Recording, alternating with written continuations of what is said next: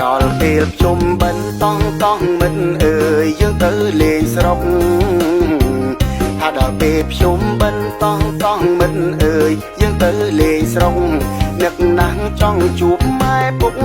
ព្រោះខានជួបលោកច្រើនខែហើយនឹកណាស់ចង់ជួបម៉ែពុក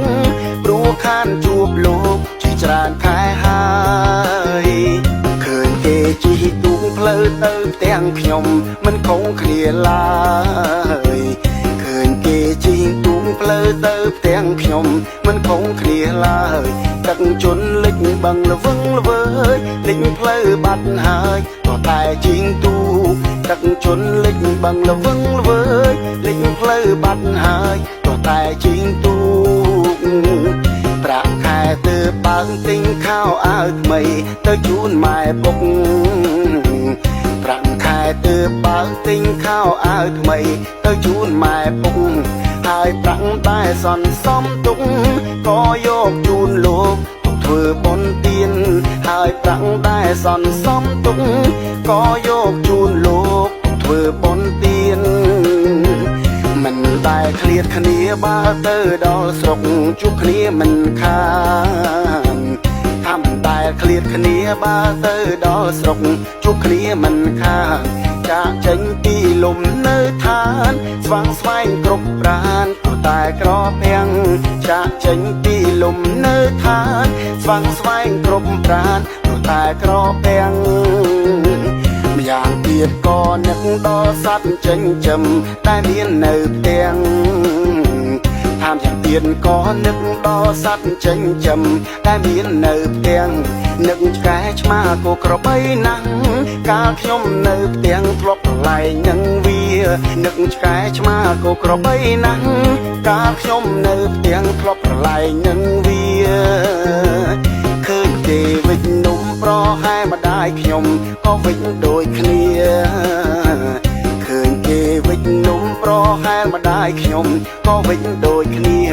ទៅដល់ផ្ទះជួយការងាររូនរាំងមនីជួយស្ងោរនំម៉ែទៅដល់ផ្ទះជួយការងាររូនរាំងមនីជួយស្ងោរនំម៉ែកូនប្រុសកូនស្រីជុំបិណ្ឌដល់ហើយគួរតែគុំនេកូនប្រុសកូនស្រីជុំបិណ្ឌដល់ហើយគួរតែទុំនេទោះរវល់ក៏ត្រូវឆ្លៀតដែរទៅជួបពុកម៉ែជួបដូនតាយើងទោះរវល់ក៏ត្រូវឆ្លៀតដែរទៅជួបពុកម៉ែជួបដូនតាយើង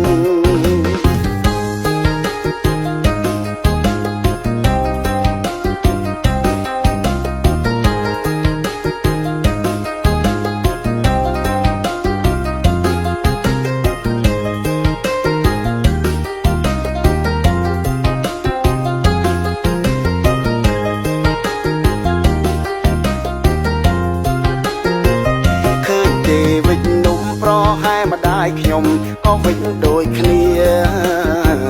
ឃើញគេវិចនំប្រហែលម្ដាយខ្ញុំក៏វិចដូចគ្នាទៅដល់ផ្ទះជួយការងាររូនរាំងមនីជួយស្ងោរនំម៉ែទៅដល់ផ្ទះជួយការងាររូនរាំងមនីជួយស្ងោរនំម៉ែកូនប្រុសកូនស្រីជុំបិណ្ឌដល់ហើយគួរតែទុំនេកូនប្រុសកូនស្រីជុំបិណ្ឌដល់ហើយគួរតែទុំនេទោះរវល់ក៏ត្រូវឆ្លៀតដែរទៅជួបពុកម៉ែជួបដូនតាយើងទោះរវល់ក៏ត្រូវឆ្លៀតដែរទៅជួបពុកម៉ែ